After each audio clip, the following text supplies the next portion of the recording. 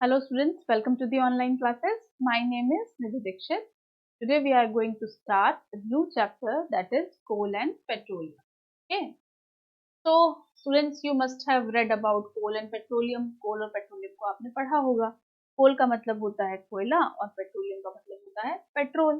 तो कोल और जो पेट्रोल है वो हमें मिलते कहाँ से हैं, ठीक है, वो हम इस चैप्टर के अंदर पढ़ेंगे और उनका यूज क्या है हमारी डे टू डे लाइफ में.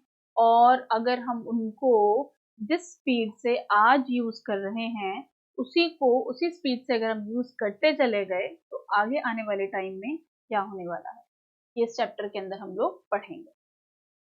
तो बेसिकली कोल के बारे में, पेट्रोलियम के बारे में, नेचुरल गैस जो हमें मिलती है उसके बारे में और जो नेचुरल रिसोर्सेज हैं, नेचुरल रिसोर्सेज के बारे में भी हम लोग इस चैप्टर के अंदर पढ़ने वाले हैं. तो सबसे पहली बात तो आती है कि नेचुरल रिसोर्सेज होते क्या हैं.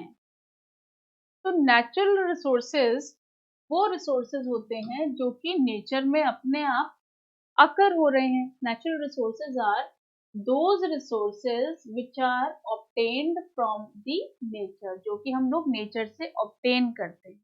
उन सोर्सेज को हम क्या बोलते हैं, नेचुरल रिसोर्सेज. ठीक है, बट उनमें से कुछ रिसोर्सेज ऐसे भी हैं जो कि नेचर में प्रेजेंट हैं, अभी भी हैं, जिनको मैन द्वारा बनाया गया, यानी कि जिनको आदमी ने बनाया. लेकिन बहुत सारे ऐसे रिसोर्सेज हैं जिनको आदमी ने नहीं बनाया, वो क्या है, नेचुरली अकरिंग है, नेचर ने अपने आप बनाए हैं. तो हम देखते हैं कि कौन से रिसोर्सेज जो है वो नेचुरल हैं और कौन से मैन मेड. तो अगर हम देखते हैं इस लिस्ट में, अगर हम बात करते हैं एयर की, आप मुझे बताते जाइए इसको क्या बोलेंगे. एयर क्या है, नेचुरल है. ठीक है, तो यहाँ पर हम उन्हीं को ही लिखेंगे जो कि नेचुरल. एयर है, वाटर है, ठीक है, सॉइल है, ठीक है, और अब क्या कह सकते हो, मिनरल्स हैं. ये सारे के सारे क्या है, नेचर ने खुद बनाए हैं. हमारे आने से पहले ये सारी चीजें हमारे आने से पहले मौजूद थी. तो इस तरह के रिसोर्सेज को हम क्या बोलते हैं, नेचुरल रिसोर्सेज बोलते हैं, क्योंकि नेचर में अपने आप पहले से प्रेजेंट है. पर मैन मेड रिसोर्सेज क्या होते हैं, मैन मेड रिसोर्सेज वो होते हैं जिनको हमने खुद बनाया है. जैसे कि हम लिख सकते हैं प्लास्टिक, ठीक है, और क्या आप लिख सकते हो, मेटल्स तो नहीं लिख सकते हम लोग, यूटेंसिल्स बोल सकते हैं, ठीक है, वो हम लोगों ने खुद ने बनाए हैं. देन वुड से जो फर्नीचर है वो हमने बनाया है. तो ये क्या है, मैन मेड थिंग्स हैं जिनको हमने बनाया है, उनको मैन मेड बोल देते हैं. और जो नेचुरल है यानी कि पहले से अकर हो रही है, उनको हम क्या बोल देते हैं, नेचुरल रिसोर्स. ठीक है, अब वाटर जो है ना, इसके अंदर हम लोग जो लेते हैं वो नेचुरल रिसोर्स तो है बट लिमिटलेस नहीं है, यानी कि बहुत ही कम क्वांटिटी में अब प्रेजेंट है. कम क्वांटिटी में तो हम नहीं कह सकते हैं, लेकिन जो पोर्टेबल वाटर है, पोर्टेबल वाटर यानी कि वो वाटर जो हमारे यूज करने लायक है, उसकी क्वांटिटी क्या है, लिमिटेड है. क्योंकि हम जिस तरह से आज हम पानी को यूज कर रहे हैं और उसको हम वेस्ट करते हैं, आगे आने वाले टाइम में यानी कि हमारी फ्यूचर जनरेशन के लिए वो पानी क्या हो जाएगा, ऑलमोस्ट खत्म ही हो जाएगा. तो वो लिमिटलेस नहीं है, यानी कि अनलिमिटेड क्वांटिटी में नहीं प्रेजेंट है. ठीक है, उसकी क्वांटिटी यानी कि जो पीने लायक पानी है, जो हमारे यूज करने लायक पानी है, उसकी क्वांटिटी क्या है, कम है, और धीरे धीरे वो क्या हो रहा है, खत्म होता जा रहा है. Can air, water and soil be exhausted by human activities. तो क्या एयर, वाटर और सॉइल जो है वो ह्यूमन एक्टिविटीज से एग्जॉस्ट हो सकता है. हाँ, हम कुछ हद तक एयर के तले तो नहीं हम कह सकते, लेकिन वाटर जो है इनमें से वो उसकी जो अवेलेबिलिटी है यानी कि उसकी जो उपलब्धता है वो पीने वाले पानी की मोस्टली वो क्या है, कम है. तो हमें देखकर ही पानी को यूज करना चाहिए. ठीक है, यानी कि हमें अनजुडिशियली या नॉन जुडिशियली पानी को बिना सोचे समझे उसको वेस्ट नहीं करना चाहिए, क्योंकि पानी जो पीने वाला पानी है या जो यूज करने लायक पानी है उसकी क्वांटिटी क्या है, कम रह गई है हमारे अर्थ के सरफेस पर. तो इसी के बेसिस पर हम लोग नेचुरल रिसोर्सेज को दो कैटेगरीज में डिवाइड करते हैं. सबसे पहला आता है इनएग्जॉस्टेबल नेचुरल रिसोर्स. इनएग्जॉस्टेबल यानी कि वो रिसोर्सेज जो कि एग्जॉस्ट नहीं हो सकते, यानी कि खत्म. इनका मतलब नहीं, जो रिसोर्सेज खत्म नहीं हो सकते और नेचुरल हैं, यानी कि वो नेचुरल रिसोर्सेज जो कि नेचर में प्रेजेंट है, नेचर ने बनाए हैं और खत्म नहीं हो सकते, उनको हम क्या बोलते हैं, इन एग्जॉस्टेबल नेचुरल रिसोर्सेज. जैसे कि सन की जो लाइट है और एयर जो है, वो इनएग्जॉस्टेबल है, यानी कि सन कभी खत्म नहीं होने वाला और एयर भी कभी खत्म नहीं होने वाली। तो इस तरह से ये क्या है और ये भी दोनों क्या है, नेचुरल रिसोर्सेज हैं और कभी खत्म नहीं हो सकते, इसलिए हम इसको किस कैटेगरी में रखते हैं, इनएग्जॉस्टेबल नेचुरल रिसोर्सेज की कैटेगरी में रखते हैं। फिर आता है एग्जॉस्टेबल। एग्जॉस्टेबल का मतलब जो खत्म हो सकते हैं, which can finish in a limited period of time, यानी कि थोड़े टाइम बाद क्या हो सकता है, ये खत्म हो सकते हैं। अगर ऐसे ही ह्यूमन एक्टिविटीज कंटिन्यू रही तो क्योंकि उनकी अमाउंट जो है लिमिटेड है नेचर में, तो वो जल्दी खत्म हो सकते हैं। जैसे कि फॉरेस्ट है, जंगल है, वाइल्ड लाइफ है, जंगलों में जो जानवर रह रहे हैं वो हैं, मिनरल्स हैं, कोल है, पेट्रोलियम है और नेचुरल गैस है। ये सारे के सारे क्या हैं, नेचर में प्रेजेंट तो हैं और नेचर ने ही बनाए हैं, लेकिन इनकी क्वांटिटी क्या है, नेचर में लिमिटेड है, यानी कि बहुत कम क्वांटिटी में प्रेजेंट है। इस तरह के इन रिसोर्सेज को हम क्या बोलते हैं, एग्जॉस्टेबल नेचुरल रिसोर्सेज। ठीक है, तो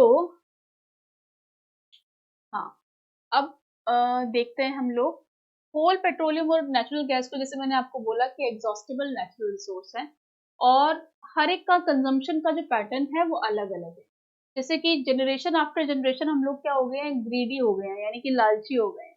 लालची कैसे हो गए हैं कि हम सोचते हैं कि सारे के सारा कोल और जो पेट्रोलियम और जो नेचुरल गैस है, हम लोग अपने फायदे के लिए उसको यूज कर लें। हम लोग आगे आने वाली जनरेशन के बारे में नहीं सोचते हैं कि उनका क्या होगा। हमें पता है कि कोल और पेट्रोलियम की जो क्वांटिटी है वो नेचर में लिमिटेड है, यानी कि बहुत कम रह गई है अब। और अगर हम इसी स्पीड से यूज करते चले गए तो आगे जो जनरेशन आएंगी उनको तो कोल और पेट्रोलियम अवेलेबल ही नहीं होगा। उस केस में वो क्या यूज करेंगे। तो हम अपने फायदे के लिए उनको अनजुडिशियली, यानी कि बिना सोचे समझे उनको यूज किए जा रहे हैं। ठीक है, तो इस चैप्टर के अंदर बेसिकली हम लोग इन्हीं के बारे में पढ़ेंगे, कोल, पेट्रोलियम और नेचुरल गैस, जो कि क्या है, नेचुरल रिसोर्सेज तो हैं बट क्या है, एग्जॉस्टेबल है, यानी कि खत्म हो सकते हैं। तो ये सारे के सारे जो कोल, पेट्रोलियम और जो नेचुरल गैस है, ये हमें मिलते कहाँ से हैं, ये मिलते हैं हमें dead remains of living organism. यानी कि बहुत टाइम पहले, मिलियंस ऑफ ईयर्स पहले जब अर्थ पर लाइफ आई होगी, यानी कि लिविंग ऑर्गेनिजम्स बनने स्टार्ट हुए होंगे, तो क्या हुआ होगा, उनकी भी अपनी एक लाइफ साइकिल हुई होगी, वो भी पैदा हुए होंगे और उनकी डेथ भी हुई होगी। तो हो सकता है जब उनकी डेथ हुई हो तो वो क्या हुआ हो उनके साथ, वो जो सॉइल की लेयर्स हैं उनके अंदर दबते चले गए हों, और दबने की वजह से सॉइल के अंदर हमें पता है कि प्रेशर जो होता है, जैसे जैसे वो नीचे की लेयर्स में जाएंगे सॉइल की, उनके ऊपर प्रेशर जो होगा सॉइल का बढ़ता चला जाएगा। ठीक है, तो टेम्परेचर भी जैसे जैसे नीचे जाएंगे बढ़ता चला जाएगा। तो हाई टेम्परेचर और हाई प्रेशर की वजह से ये जो लिविंग ऑर्गेनिजम्स उस टाइम में रहे होंगे वो दब गए होंगे और उनके अंदर से वो किसमें कन्वर्ट हो गए होंगे, वो कन्वर्ट हो गए कोल और पेट्रोलियम के अंदर। ठीक है, तो इस तरह से हमें कोल और पेट्रोलियम और नेचुरल गैस कहाँ से मिला, we obtain coal, petroleum and natural gas from the dead remains of living organisms. जो ऑर्गेनिजम्स मर गए थे उनके जो फॉसिल्स थे, यानी कि उनके जो अवशेष थे, उनसे हमें क्या मिला होगा, कोल, पेट्रोलियम और नेचुरल गैस मिला होगा। इसलिए हम इनको क्या बोलते हैं, इनको फॉसिल फ्यूल्स भी बोलते हैं, यानी कि वो फ्यूल्स या वो ईंधन जो हमने किससे ऑब्टेन किया, फॉसिल से ऑब्टेन किया, उनको हम क्या बोलते हैं, फॉसिल फ्यूल्स। क्लियर हुई ये टर्म। चलिए नेक्स्ट पर चलते हैं। एक्टिविटी 2, एक एक्टिविटी गिवन है, उसमें आप क्या करें कि कुछ कंटेनर्स लें, उनको किसी को पॉपकॉर्न से भर दें, किसी को पीनट से भर दें, पीनट यानी कि आपका जो मूंगफली होती है उससे, कुछ को रोस्टेड ग्राम से यानी कि भुने हुए चने को, और कुछ को टॉफीज से भर। Divide students in the groups of 7, आप 7 के ग्रुप्स में बच्चों को डिवाइड कर दीजिए और हर एक में 7 बच्चे हों, और इस ग्रुप को फर्दर 3 सब ग्रुप्स में डिवाइड कर दीजिए जिसमें 1, 2 और 4 स्टूडेंट्स हो। सबको first, second, third generation respectively उनको लेबल कर दीजिए। अब इन ग्रुप्स को आप ये जो पॉपकॉर्न है, पीनट्स हैं, रोस्टेड ग्राम है और टॉफीज जो है उनको बांटना चालू कीजिए। अब आप क्या देखेंगे, जैसे ही आप उनको मतलब बिना सोचे समझे जब आप उनको बांटना चालू करेंगे ना, तो होगा क्या कि जब आप थर्ड ग्रुप पर आएंगे तो धीरे धीरे आप देखेंगे आपकी टॉफीज, आपकी जो पॉपकॉर्न, पीनट्स और रोस्टेड ग्राम जो है वो धीरे धीरे खत्म हो जाएंगे। तो आपने क्या देखा कि जैसे जैसे पॉपुलेशन बढ़ रही है उसकी डिमांड भी बढ़ रही है चीज़ों की। अब डिमांड बढ़ रही है तो हमारे पास क्या हो जाएंगी, चीज़ें आगे आगे कम हो जाएगी और आगे आने वाली जो जनरेशन होंगी उनके लिए तो ये चीज़ें बिल्कुल भी बचेंगी ही नहीं। ठीक है, तो हमें सोच समझकर इन सब चीज़ों को यूज करना चाहिए। ठीक है, तो सबसे पहले आता है आपका कोल। कोल क्या होता है, हमने देखा कि 3 तरह के नेचुरल रिसोर्सेज हैं या 3 तरह के फ्यूल्स हैं। इसमें आता है कोल, पेट्रोलियम और नेचुरल गैस। तो उसमें जो कोल होता है वो कैसा दिखता है हमें, कोल जो होता है वो हार्ड होता है। कैसा होता है, हार्ड। और कैसे कलर का दिखाई देता है हमें, ब्लैक कलर का दिखाई देता है और पत्थर जैसा सा हमें लगता है बाहर से। ठीक है, और इसको हम बहुत सारे तरीकों में इसको यूज भी करते हैं। गांव में जहाँ पर गैस सिलेंडर्स नहीं होते हैं तो वो कोयले को जलाकर उस पर से अपना खाना बनाते हैं। इसको ट्रेन्स में जो स्टीम इंजन थे वहाँ भी इसको यूज किया जाता है। थर्मल पावर प्लांट्स में भी इसे यूज किया जाता है, जहाँ से हम लोग हीट एनर्जी से इलेक्ट्रिसिटी बनाते हैं वहाँ भी यूज किया जाता है। तो हमने देखा जैसे कि पुराने टाइम में क्या करते थे, कोल को यूज किया जाता था रेलवे में, रेलवे इंजन्स में, रेलवे के अंदर इंजन्स को चलाने के लिए वहां पर। और हम क्या करते थे, खाना बनाने के काम में भी लेते थे और थर्मल पावर प्लांट में भी इसे काम में लिया जाता अभी भी है। ठीक है, पहले नहीं अभी भी लिया जाता है। तो इस तरह से हम लोग थर्मल पावर प्लांट से इलेक्ट्रिसिटी बनाने के काम में लेते हैं और फैक्ट्रीज में इसको फ्यूल की तरह यूज किया जाता है। अगर हम कोल की स्टोरी पढ़ें तो कोल कैसे बना होगा ये हम पढ़ते हैं। तो कोल कैसे बना होगा कि 300 मिलियन ईयर्स पहले, यानी कि 300 मिलियन ईयर्स पहले, इतने सालों पहले ऐसा माना जाता है कि कुछ एक प्लांट्स जो उस टाइम पर रहे होंगे, कुछ एक नहीं बहुत सारे प्लांट्स रहे होंगे, डेंस फॉरेस्ट रहा होगा। तो वो फॉरेस्ट में जो प्लांट्स थे वो किसी नेचुरल कैलेमिटी की वजह से, नेचुरल कैलेमिटी यानी कि मान लीजिए कोई बाढ़ आई या कोई सूखा पड़ गया, जिसकी वजह से प्लांट्स जो हैं वो उन क्या किया होगा, या अपनी नेचुरल लाइफ साइकिल को कंप्लीट करके वो प्लांट्स मरे होंगे। प्लांट्स के मरने के बाद क्या हुआ होगा, वो मिट्टी की लेयर्स के अंदर वो प्लांट्स क्या हुए, दबते चले गए, ऊपर से नए सॉइल का फॉर्मेशन होता चला गया। नए सॉइल की वजह से वो अंदर ही अंदर प्लांट्स क्या होते चले, दबते चले। और क्योंकि प्लांट्स अंदर की तरफ दब रहे हैं तो वहां पर क्या प्रेशर लग रहा है, हाई प्रेशर वाला रीजन होगा अंदर की तरफ, और टेम्परेचर भी क्या होगा, बहुत ज्यादा हाई होगा। तो हाई टेम्परेचर और हाई प्रेशर की वजह से वो जो प्लांट्स हैं वो किस में कन्वर्ट हो गए होंगे, फॉसिल्स में कन्वर्ट हो गए होंगे। और धीरे धीरे वो फॉसिल्स किस में कन्वर्ट हो गए, ब्लैक कलर के कोल के अंदर कन्वर्ट हो गए। ठीक है, तो इनको बनने में, यानी कि प्लांट से जो कोल का जो फॉर्मेशन है, इनको बनने में मिलियंस ऑफ ईयर्स का टाइम लगता है। क्या लगता है, मिलियंस ऑफ ईयर्स का टाइम लगता है। और ये नेचुरल प्रोसेस से होते हैं। ठीक है, तो कंप्रेस हुए होंगे वो सारे के सारे प्लांट्स और उनके ऊपर सॉइल डिपॉजिट हो गई होगी और वो डीपर एंड डीपर, यानी कि अंदर ही अंदर सॉइल के अंदर दबते चले गए, जहां पर टेम्परेचर भी हाई था और प्रेशर भी हाई था। और इसकी वजह से जो कार्बन प्रेजेंट है कोल के अंदर, वो धीरे धीरे धीरे धीरे उसका फॉर्मेशन चालू हुआ, यानी कि प्लांट्स के अंदर जो कार्बन कंटेंट था वो किसमें चेंज हो गया, कोल के अंदर चेंज हो गया। प्रोसेस को हम बोलते हैं कार्बोनाइजेशन।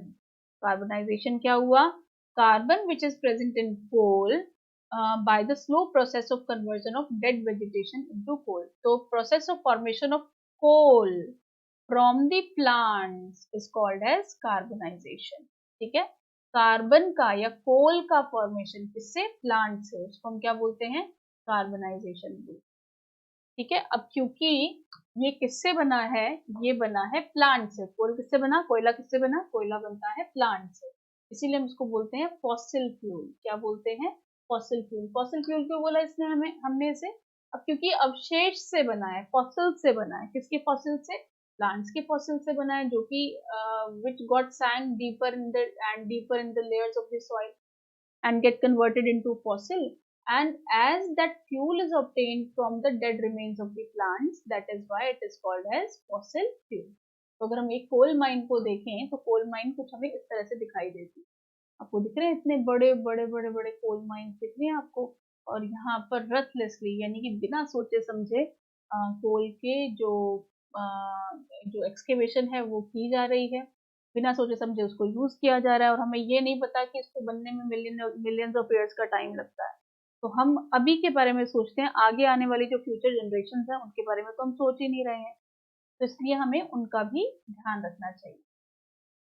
जब हम कोयले को हीट करते हैं ना, इसके अंदर, एयर के अंदर, तो हमें मिलती है कार्बन डाइऑक्साइड गैस। ठीक है, देखें क्या इसकी रिएक्शन होती है, ये हमने मेटल्स एंड नॉन मेटल्स वाले चैप्टर में पढ़ा है। कार्बन, ठीक है, कोल के अंदर क्या होता है, कार्बन होता है। जब हम उसको ऑक्सीजन के प्रेजेंस में बर्न करते हैं तो हमें क्या मिलती है, कार्बन डाइऑक्साइड गैस। ठीक है, कोल जो होता है उसकी फर्दर, यहाँ से जो कोल हमें मिला है उसको एज सच यूज नहीं किया जाता, उसको फैक्ट्रीज में या इंडस्ट्रीज में उसको प्रोसेसिंग के लिए भेज दिया जाता है, जहां से उससे हम कोक, कोल और कोल गैस को ऑब्टेन करते हैं। और ये एक एक जो चीज है उसको हम अलग अलग जगहों पर काम में लेते हैं। ठीक है, वैसे तो ये हमारे बहुत काम की चीज है, लेकिन अगर हम इसको सोच समझकर यूज करें तो ये हमारे लिए फायदा होगा और आगे आने वाले जनरेशन को भी फायदा इससे होगा। ठीक है, फिर आता है हमारे पास कोक। कोक क्या होता है, कोक जो होता है, it is a pure form of carbon. Coke जो होती है सबसे प्योरेस्ट फॉर्म होता है कार्बन का। क्या होता है, Coke. Coke is the purest form of the carbon. इसके अंदर 98% कार्बन होता है। क्या होता है, 98% कार्बन। ये क्वेश्चन पूछा भी जाता है कि प्योरेस्ट फॉर्म ऑफ कार्बन क्या है, आप बोलोगे कोक। कोक के अंदर कितना कार्बन होता है, 98% कार्बन। तो इसको अगर हम जलाएंगे तो हमसे कोई धुआं नहीं निकलता, कोक के अंदर से कोई धुआं नहीं निकलता अगर आप इसको जलाएंगे तो, क्योंकि इसके अंदर 98% कार्बन है। कोक को हम लोग कहाँ यूज करते हैं, कोक को हम लोग यूज करते हैं स्टील बनाने के अंदर, और एक्सट्रैक्शन ऑफ मेटल्स, दूसरे मेटल्स जो हैं उनकी एक्सट्रैक्शन को, उनको अर्थ के सरफेस से निकालने के लिए, उनको प्योरीफाई करने के लिए हम लोग कोक का यूज करते हैं। तो प्योरेस्ट फॉर्म ऑफ कार्बन क्या है, कोक। कोक के अंदर कितना कार्बन कंटेंट होता है, 98%। देन कम्स द कोल टार। कोल टार क्या होता है, इसके अंदर, कोल टार की ब्लैक कलर का आपको दिखाई दे रहा है, इसके अंदर मिक्सचर ऑफ कार्बन कंपाउंड होते हैं, अलग अलग तरह के कार्बन के कंपाउंड्स प्रेजेंट होते हैं। ब्लैक कलर का थिक लिक्विड होता है। ठीक है, क्या होता है, ब्लैक कलर का थिक लिक्विड होता है, स्मेल बड़ी गंदी होती है। ओके, और फ्रैक्शनल डिस्टिलेशन प्रोसेस एक प्रोसेस है जिसको हम बोलते हैं फ्रैक्शनल डिस्टिलेशन। कोल टार का जब हम करते हैं तो बहुत सारे तरह के केमिकल सब्सटेंस से मिलते हैं, जो कि डाइज बनाने के काम में, एक्सप्लोजिव पेंट्स बनाने, एक्सप्लोजिव बनाने के काम में, सिंथेटिक फाइबर बनाने के काम में, ड्रग्स और पेस्टिसाइड्स बनाने के काम में इसको हम लोग लेते हैं।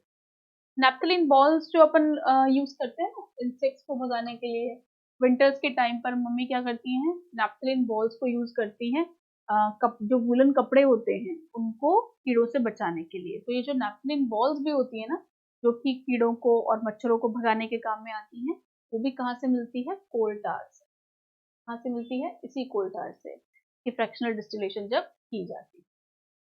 ठीक है, आजकल हम लोग कोल टार की जगह, यानी कि इसकी जगह क्योंकि इसकी अनप्लीजेंट सी स्मेल होती है, इसकी जगह पर हम लोग क्या यूज करते हैं, बिटुमेन यूज करते हैं। बिटुमेन क्या है, एक पेट्रोलियम का प्रोडक्ट है। क्या है, पेट्रोलियम का प्रोडक्ट है। आजकल हम लोग बिटुमेन यूज कर रहे हैं, इसकी जगह कोल टार की जगह। ठीक है? इसकी जगह, इसके लिए हम लोग रोड्स को बनाने के लिए बिटुमेन का यूज करते हैं।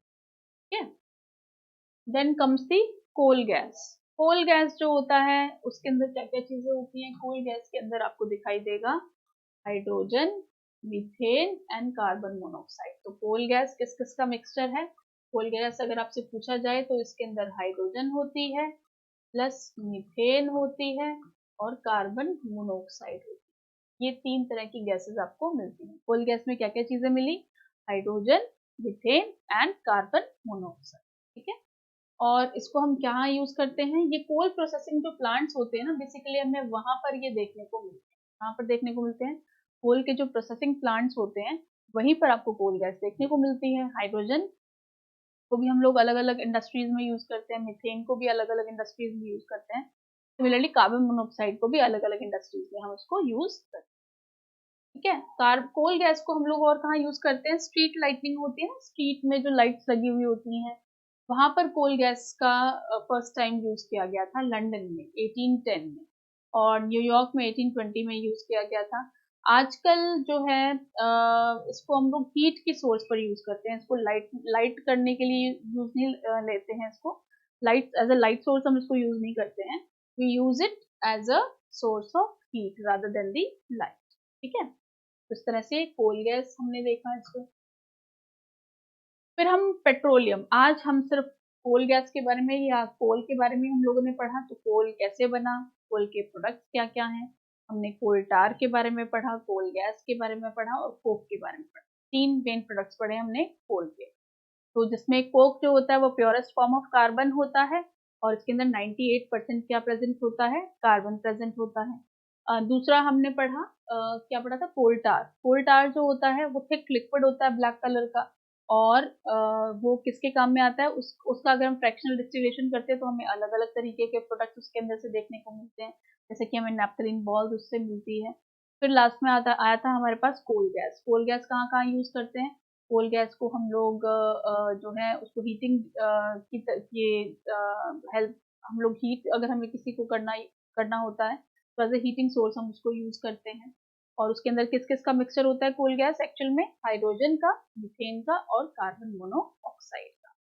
और कल हम पढ़ेंगे इसके अंदर पेट्रोलियम। आज के लिए हम लोग इतना ही पढ़ेंगे। Thank you.